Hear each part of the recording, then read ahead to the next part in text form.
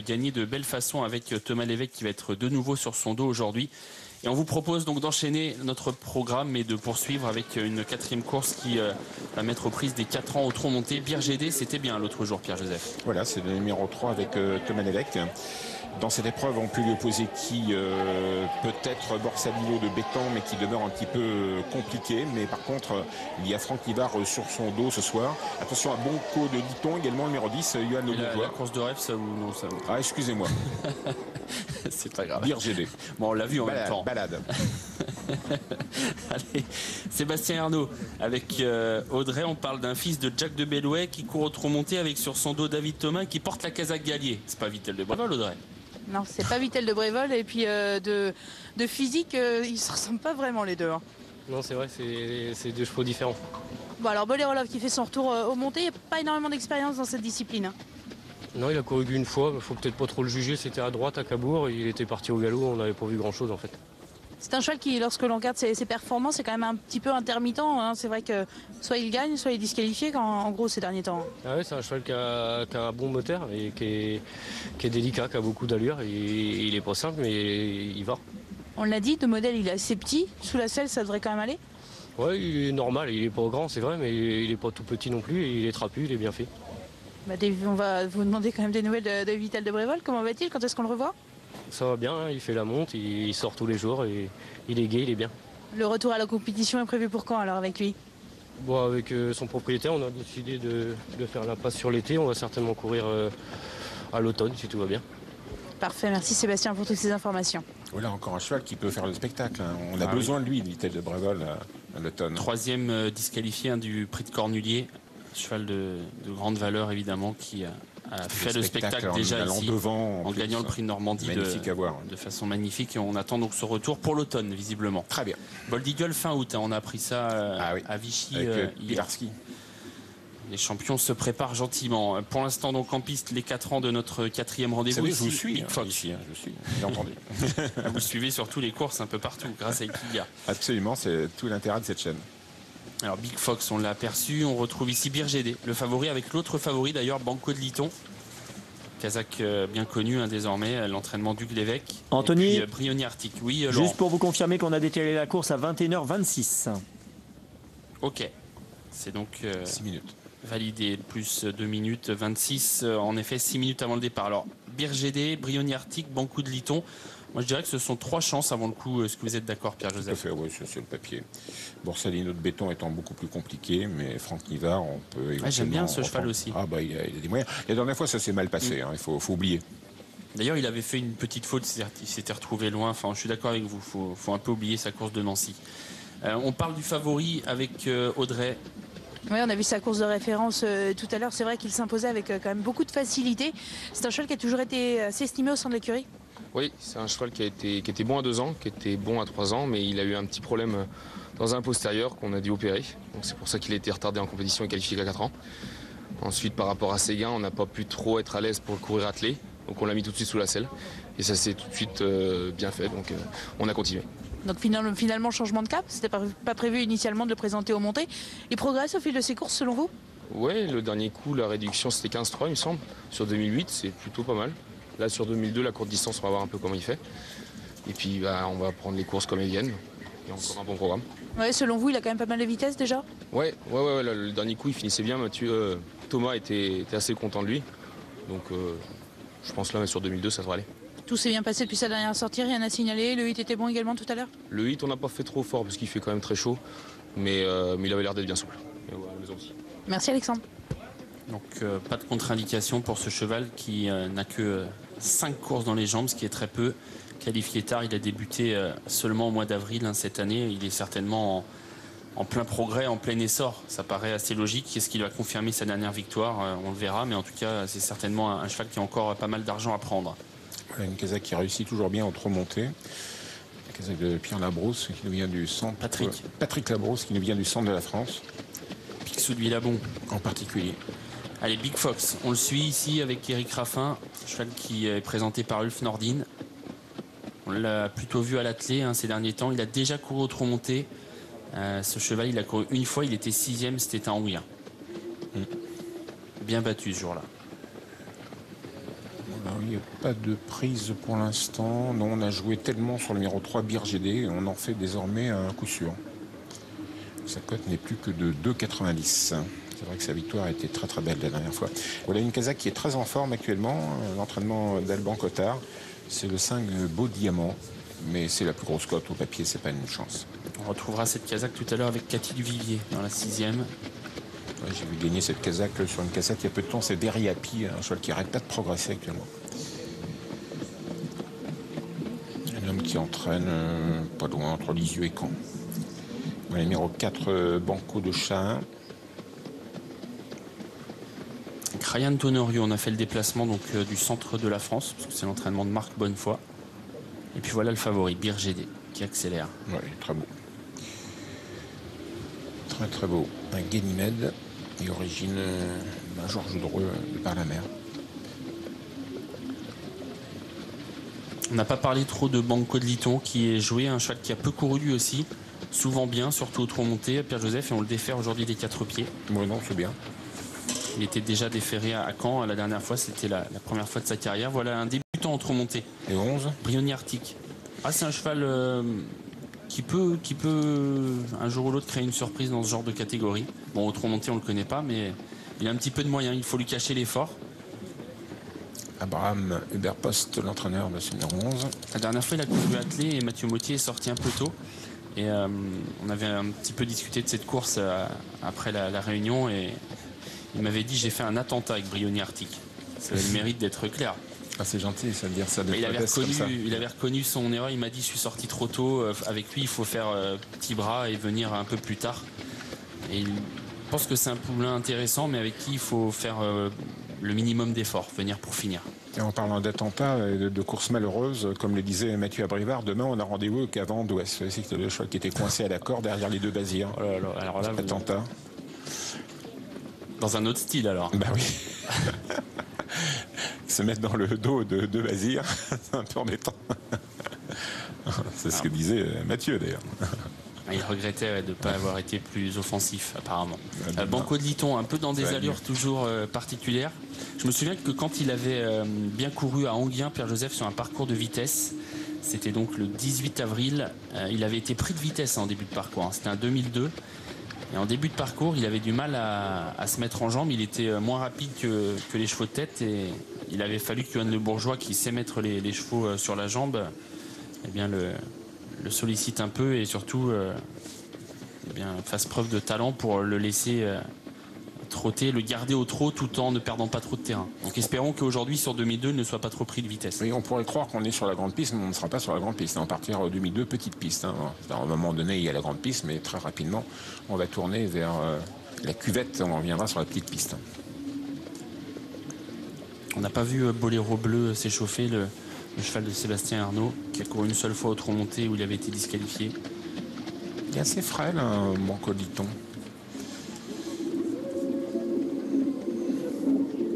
Voilà, on sera au départ. Toujours 2,90 pour le numéro 3. Et toujours pas de prise en dehors du numéro 2, Boléro Bleu. Vous parliez de Boléro Bleu tout à l'heure. Il y a quand même une petite touche. Hein. Ouais, il est assez joué. Il a le profil d'un cheval très correct. Un peu difficile à l'atteler. Est-ce qu'au trot monté ce sera mieux? Pourquoi pas? En tout cas, ça paraît logique de le retrouver assez en vue. Ouais. Quand on voit le physique de Birgédé, on comprend qu'on a investi sur ses chances. Hein. Et voilà à gauche de l'écran, Birgédé. Magnifique, assez calme. On se positionne. Au fond de l'hippodrome, hein, puisque vous l'avez dit, on est désormais sur la petite piste. Banco de Liton en dehors, avec Boléro Bleu et Borsalino de Bétan. On assure un peu avec Birgédé, mais il part très bien. Il est 4-5e, Birgédé.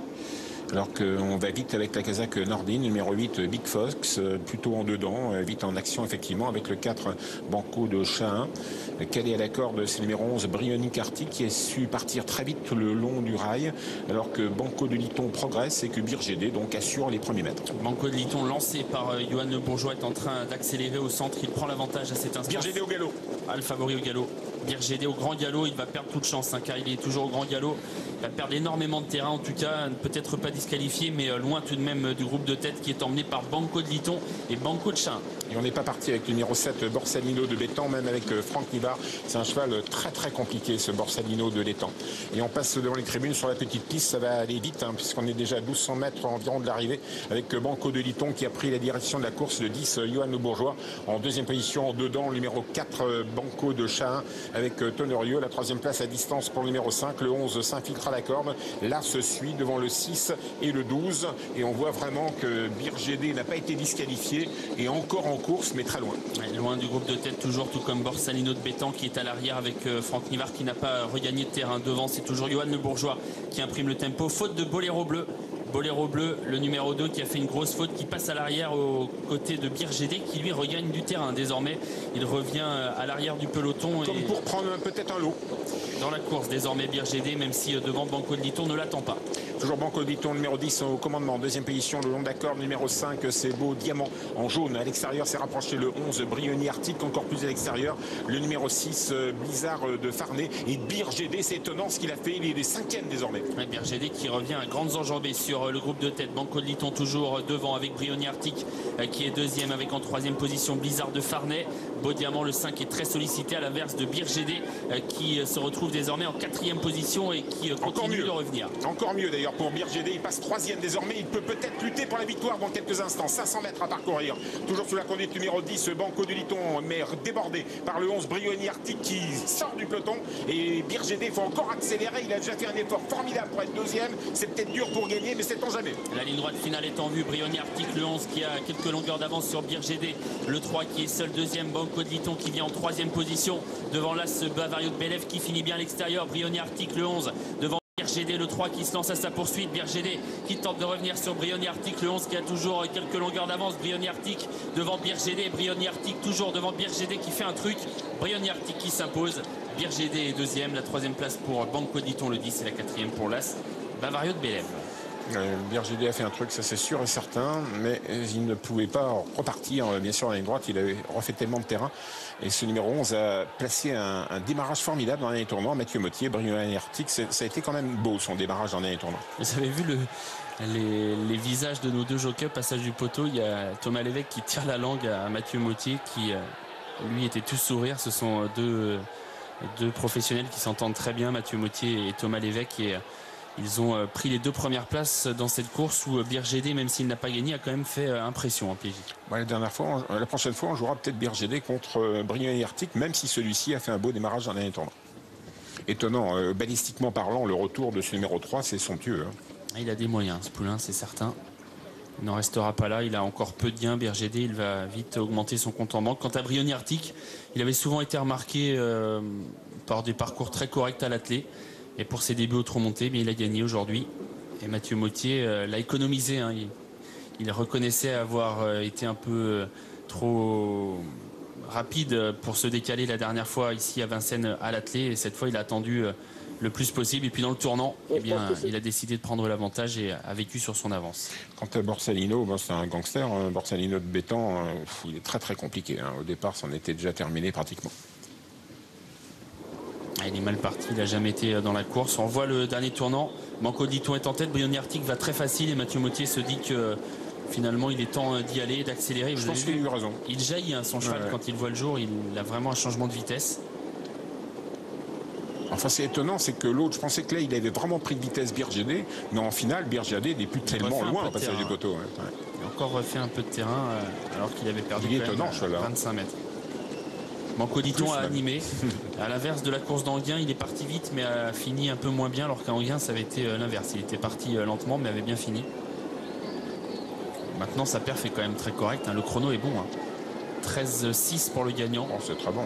Une 13-6 pour le gagnant, c'est très bien. Une 13-7 pour Birgédé qui a perdu 20-25 mètres. C'est-à-dire qu'on compte les longueurs. Ensuite, il y a 30 mètres pour trouver le troisième. Boléro Bleu a fait une faute ce soir. Ouais. On va avoir le temps de débriefer tout ça puisque nous sommes désormais depuis la première course, c'est somptueux ce soir. Ouais, c'est une très belle réunion en effet. Kido dans la première a fait une impression dingue. Le quintet a été assez passionnant. Bianca des Îles tout à l'heure, magnifique. Et là, ces deux-là, quand même, et Birgédé, extraordinaire. Chouette les courses ce soir. Et la prochaine est pas mal non plus. Nous allons faire un multi avec des chevaux de 5 ans. On peut bien faire le papier. Bon, peut-être pas des classiques dans la prochaine, mais intéressant à faire le papier. On va essayer de recaler Pierre-Joseph la faute de Birgédé, essayer de comprendre ce qui s'est passé avec le favori. On ne va pas comprendre grand-chose.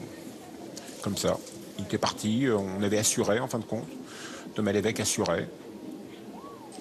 Quand même un petit peu sur le gaz peut-être, je ne sais pas. Alors, Mathieu Moutier pose pour la photo. Et puis on va revoir nous la faute. Tiens, regardez, le Kazakh. Il assurait, il était parti pratiquement sur la ligne des autres. Et puis immédiatement, il avait un peu repris pour bien le caler. Ça n'a pas suffi. Il en perd quand même. Hein. Bah oui. 10 et 25. Il en a peut-être plus. Hein. C'est amusant d'en dire 30. Allez, on va retrouver Mathieu Moutier qui s'est imposé avec Briony Arctic. Il est avec Vaudrey. Vous avez remis les pendules à l'heure aujourd'hui dans une autre discipline. Bah ouais, je suis content. Je sais que c'est un très bon cheval à chaque fois. J'y compte beaucoup. La dernière fois, je suis venu trop tôt. Il est encore bébé, faut qu'il apprenne et qu'il prenne de la force. Mais monter, il va aimer ça et il devrait bien vieillir. Je pense que c'est un bon cheval. Vous êtes parti à temps parce que c'est vrai que Birgédé revenait à grandes enjambées à vous. Ouais, il finissait vite et le mien il se relâchait. Je pense que je suis parti trop tôt, c'est pas pareil. Mais il faut qu'il apprenne et il se relâchait pas parce qu'il est fatigué, mais un petit peu de. Il est pas pressé quoi. Bon, la soirée n'est pas finie. Dans la 6e, vous serez associé au numéro 1, Coqueline de Lavaux. Vous allez la découvrir. Hein. Vous en savez un petit peu plus ou pas? Honnêtement, pas du tout. Je vais faire le hit tout de suite là et j'ai pas d'informations. Je peux pas vous dire. Merci beaucoup. On va faire peut-être un bref retour sur Ival Over. Un peu déçu de sa prestation ou pas? Dessus du tout, faudrait être très compliqué. Là, je me cours super bien. J'étais tout le temps à 3. Il a fallu que je mette une accélération au 800. On a remis un petit coup de frein, mais c'était encore de trop pour elle. Elle aime vraiment faire que 300-400 mètres très vite et elle n'a pas démérité. Marche 13 piles. Non, elle court vraiment super bien. Ça va lui permettre de monter encore un peu plus en condition? Oh non, elle était déjà très bien. On va pas marcher 12,5 le prochain coup, mais non, la jument elle est top. Là, elle va se reposer un petit peu, puis elle va recourir dans un mois et demi. Merci Mathieu. Il est agréable et doué, ce jeune homme. Il est accompagné et félicité jusque dans l'enceinte des balances. On regarde le dernier tour de piste. PJ Banco de Liton en tête. Et Birgédé, quand même. Hein. Parce que vu le chrono... Et toujours un peu quand même rageur, comme ça. Oui, c'est vrai, il est un peu rageur, je suis d'accord avec vous. Il faudrait qu'il apprenne peut-être à être plus cool. Économiser, être un peu plus cool, ouais. Banco de Liton qui a animé donc longtemps. Briony Arctic qui fait le petit parcours jusqu'au poteau des 500 mètres. Mathieu Moutier ne va pas faire d'effort. Messieurs, j'ai eu l'occasion de discuter rapidement avec Thomas qui m'a dit simplement il s'est raccourci. C'est vraiment dommage parce qu'après il fait vraiment une superbe course. Ah, il s'est infiltré entre les chevaux là en plus. Banco de Liton devant. Il n'a pas démérité Banco de Liton. Il est certes battu mais il trotte 14 et fractions, ce qui est quand même très correct. Il est sûrement moins bon que Birgédé et Briony Arctic, mais c'est déjà pas si mal. Les autres, on le voit, on a des chevaux qui sont en retard de gain. Les autres sont dans leur catégorie, ils n'arrivent pas à suivre. Boléro Bleu, c'est pas si mal, hein, PJ, vous avez vu en retrait. Il suit quand même dans une course sélective assez facilement.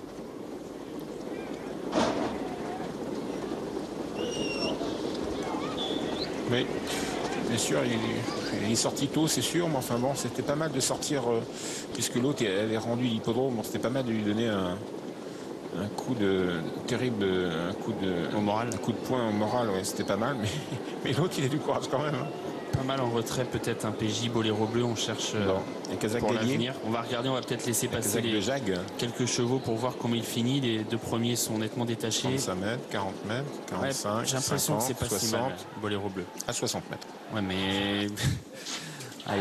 Allez, il en veut pas de Boléro Bleu, Laurent. C'est pas grave, je le garderai pour moi, j'ai l'habitude. Bon, écoutez, vous allez pouvoir négocier pendant la pub. On va faire une petite pause. Voilà. On va afficher l'arrivée de cette course. On peut chamailler, on peut en parler, c'est génial les courses. Avant, pendant et après. Exactement. Et puis tant que la course n'est pas courue, tout le monde a raison. Et puis après, on réfléchit, on essaie de trouver des bonnes justifications. En tout cas, on rappelle l'arrivée de celle-ci. 11, 3, 10, 1 et 4 pour l'arrivée chiffrée. On fait une petite pause rapide avant de retrouver Anthony, PJ et Audrey pour la 5e, toujours à Vincennes.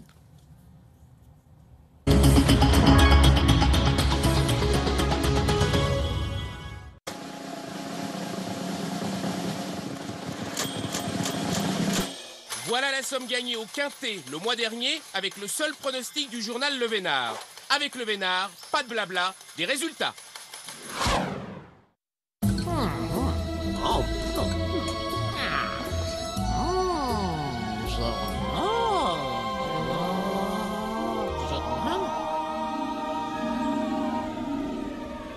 Plus du cru comme un chef, les pâtes qui vous donnent envie de les cuisiner comme un chef.